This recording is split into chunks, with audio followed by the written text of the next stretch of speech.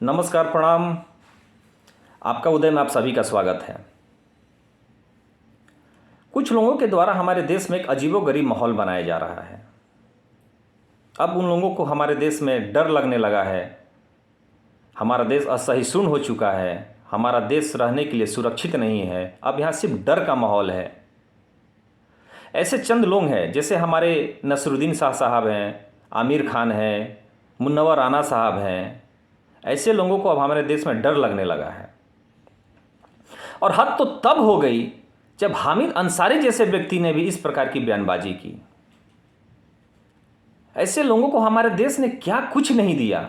धन, दौलत, शोहरत, इज्जत, मान सम्मान, गरिमा, रुतबा सब कुछ दिया, मगर घी इन्हें हजम नहीं होता। खाते तो हमारे देश का है, मगर गाते कहीं और का। ऐसे चंद लोग हैं, ऐसी ओछी मानसिकता वाले चंद लोग हैं। और ऐसे लोगों के लिए चार पंक्तियां आपके बीच में रखता हूं, गौर कीजिएगा। हमने तुमको शीर्ष दिया, हमने तुमको शीर्ष दिया, लाज रखी संविधान की। हमने तुमको शीर्ष दिया, लाज रखी संविधान की, आगे बढ़कर गले लगाया बंटवारे के बाद भी।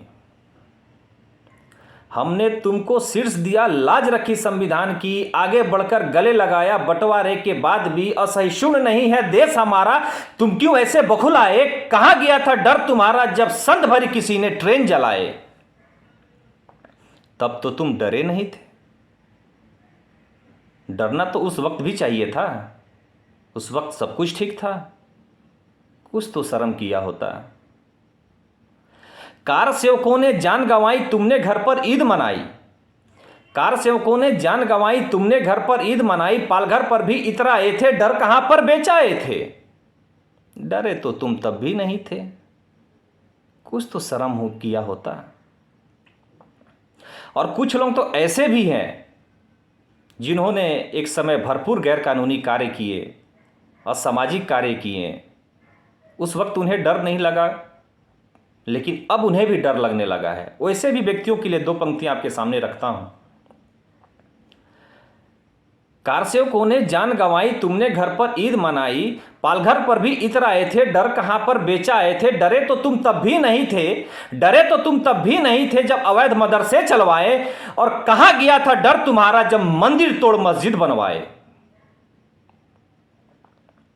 उस वक्त भी तुम नहीं डरे और बड़े बड़े कारनामे किए, मगर डर तो तुम्हें 2014 से लगने लगा है, जब इस देश की वास्तविक स्थिति को धरातल पर लाया जाने लगा। डर तुम्हें 2014 से लगने लगा है। और डर लगने का कारण दो पंक्तियों में आपके सामने रखते हैं, जो कि हमारे देश की वास्तविक स्थिति है, उसको धरातल पर लाया जाने लगा। और उस वक्त से ही इन्हें डर लगने लगा, जबकि हमारे देश में ऐसा कोई माहौल नहीं है। गौर कीजिएगा। 370 हटते हटते 370 हटते हटते विरोध का सुर मुखर गया।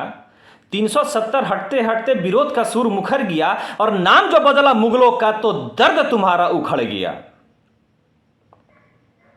तुम्हारे डरने का कारण यही है कि अब हिंदुस्तान जाग गया है। अब हिंदुस्तान अपनी वास्तविक स्थिति में आने लगा है। छाती पीट पीट घूम रहे हो, छाती पीट पीट घूम रहे हो, विश्व पटल पर सिसक रहे हो। छाती पीट पीट घूम रहे हो, विश्व पटल पर सिसक रहे हो। भारत नहीं है रहने लायक तो जा जहां जाना है, तुझको किसने यहां रोका है? और तुम जैसे जयचंदों की हर सोच में ही तो धोखा है। हमें जरूरत नहीं है तुम्हारी। तुम्हें डर लगता है ना भारत में, तो चले जाओ कहीं, मगर तुम जाओगे नहीं। मलाई जो खाया है, अब तो नकेल टाइट होगा ही, डर तो लगेगा ही। मगर एक संदेश ले लो, एक कड़ा संदेश देना चाहेंगे, अपनी जहन में बिठा लो। जाग गया है हिंद हमारा, जाग गया है हिंद हमारा। अब हर सपोला कुचला जाएगा। जाग गया है हिंद हमारा, अब हर सपोला कुचला जाएगा। अडिग खड़ा है हर हिंदुस्तानी, शिवाजी महाराणा प्रताप आजाद वाली वीर गाथा दोहराएगा। शिवाजी महाराज प्रताप आजाद वाली वीर गाथा दोहराएगा। दोस्तों, ऐसे लोगों के लिए एक कड़ा संदेश जरूरी है। इनकी सच्चाई को दुनिया के सामने लाना जरूरी है। आपने मेरी इस वीडियो को देखा, आपका बहुत बहुत आभार और धन्यवाद।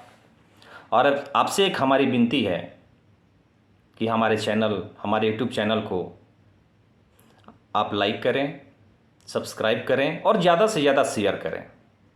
फिर मुलाकात होगी आपसे अगली वीडियो में। तब तक के लिए इजाज़त दें। धन्यवाद। Thank you. वंदे मातरम।